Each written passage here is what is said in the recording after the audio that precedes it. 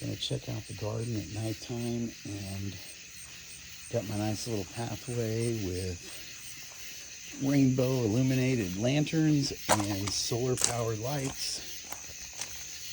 Got the corn rows here producing tassels, and these guys are going to be pollinating each other.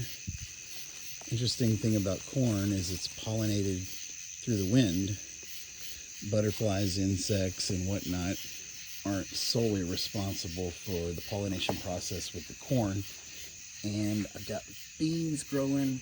They help with the soil, adding nitrogen, and those are growing in between the corn rows. Cool thing about the corn is they spread roots at the base to ensure that they are sturdy and able to stand up. At the beginning of the grow, these things got so big so quick I had to prop some up with rocks, but no more rocks now. We are 100% sturdy. Hopefully produce a lot of corn. I mean, I want at least like 9 corn on cob. This will be a future vine for the vineyard. Not quite completed. Lots of carrots. Probably too many carrots, but the cool thing about this is I'm going to be able to see them grow through the side of this container once they start to get big. Thought that was a pretty cool choice for cloth containers for the plants. Sad, but some of these cucumbers are just not going to make it through the summer.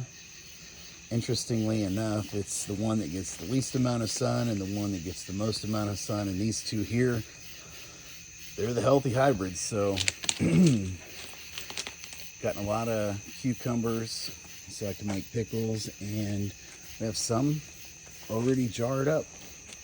Lettuce land here.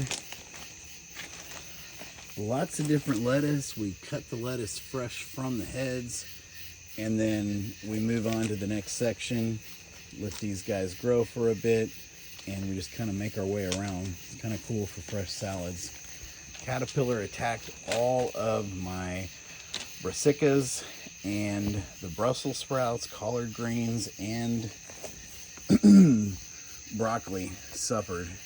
Broccoli actually produced before the caterpillar attack from the white butterfly, and got some broccoli, but I didn't know that broccoli is only really good during the early spring. After it gets to about 80 degrees, they don't do very well.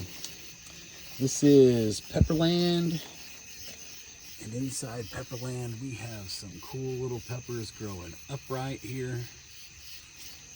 Interestingly enough, along with my cucurbits, I kind of mixed them up, and I don't know which one's which, but I think that is a big gem chili pepper. It will be mild. Got lots of varieties. This here is a buzz button, also known as the toothache plant. So it's going to produce these wonderful flowers that are actually good to bite down on if you have a toothache.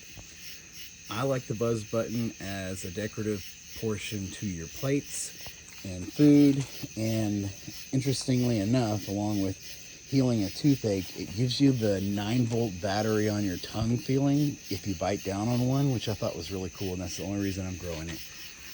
Thai chili peppers also growing upright, which is pretty cool. These and Tabascos grow upright, which, I don't know, it's always cool to see some different colored peppers growing upright. The infamous ghost peppers.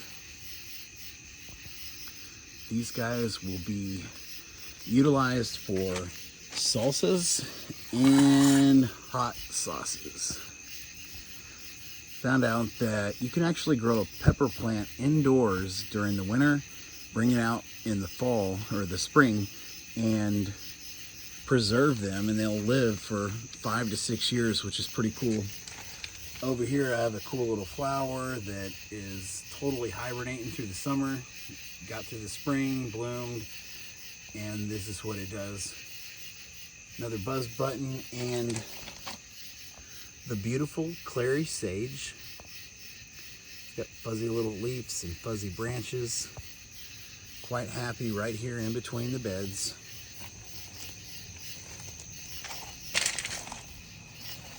Strawberries branching out everywhere. Another plant that actually will make it through the winter. There's a nice little strawberry. We pick these every day. They'll make it through the winter. That one's heart-shaped.